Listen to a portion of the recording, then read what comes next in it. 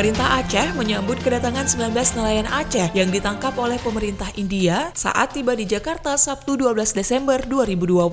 Mereka yang ditangkap di perairan Nicobar pada 24 Desember 2019 lalu dibebaskan setelah menyelesaikan masa hukumannya selama 1 tahun.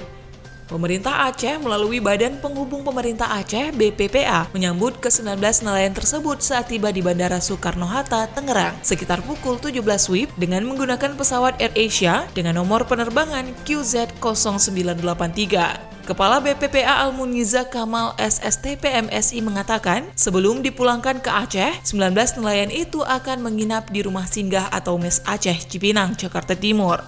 Selama para nelayan itu berada di Jakarta, BPPA akan memfasilitasi dan membantu keperluan yang mereka butuhkan selama tinggal di rumah singgah. Ia menambahkan, sesampainya mereka di Bandara Sultan Iskandar Muda Blang Bintang, ke-19 nelayan itu akan dijemput oleh tim dari Dinas Sosial Aceh. Dalam hal ini, pemerintah Aceh katanya menyampaikan terima kasih kepada Kedutaan Besar Republik Indonesia New Delhi, Kementerian Luar Negeri Republik Indonesia, dan Kementerian Kelautan dan Perikanan Republik Indonesia yang telah membantu mengurus kepulangan para nelayan itu hingga ke tanah air. Sementara itu, Syahrul, salah seorang nelayan, berterima kasih kepada pihak KBRI, Kemenlu, dan juga KKP. Tentunya juga berterima kasih kepada pemerintah Aceh yang sudah memfasilitasi penjemputan mereka. Katro kena Aceh merasa senang. Yang akan merempak dengan yang keluarga katrip kamu yang anak merempak kat itu negara ni di India dalam penjara. Posisi kamu nan susah, nan sakit, nan senang negara ni. Cuma yang karena pengurusan Duta Besar RI kami bisa dipulangkan ke sini ke Indonesia.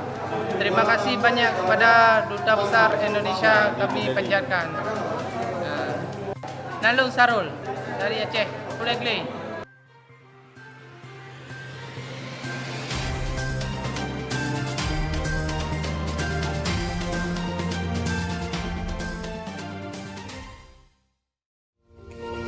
Gubernur Aceh Nova Iriansyah meresmikan Masjid Nurul Hasanah Aceh di Kelurahan Pengau, Kecamatan Tatanga, Kota Palu, Sulawesi Tengah, Minggu 22 November 2020 pagi.